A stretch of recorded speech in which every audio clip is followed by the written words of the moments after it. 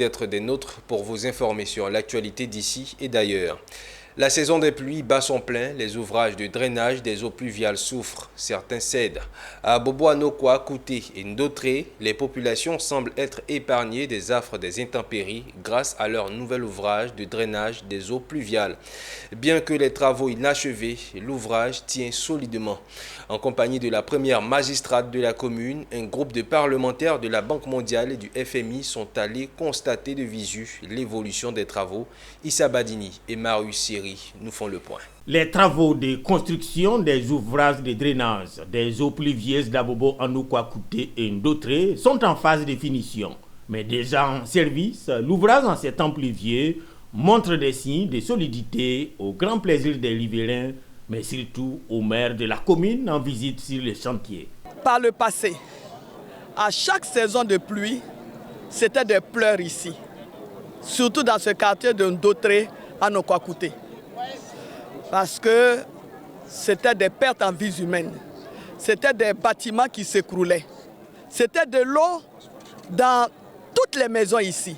Les populations ne pouvaient pas sortir. Hommes, femmes, enfants, les enfants ne pouvaient pas aller à l'école.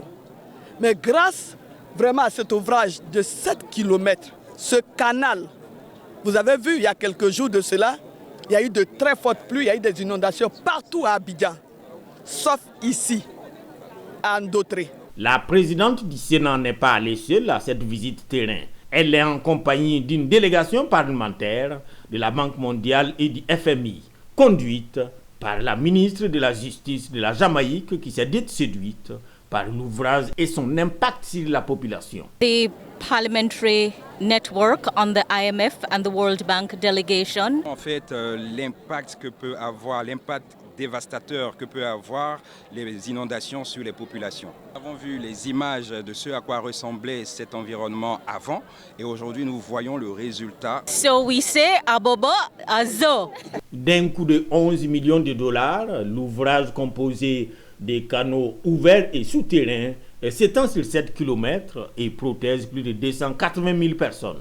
Il est financé par les deux institutions bancaires, d'où la visite des parlementaires. Cet ouvrage fait partie d'un plan global mis en œuvre par le Paris, projet d'assainissement et de résilience urbaine, et vise à faire face aux risques d'inondation et à améliorer la gestion des déchets solides pour un coût global de 315 millions de dollars, soit 150 milliards de francs CFA, pour une durée de 6 ans.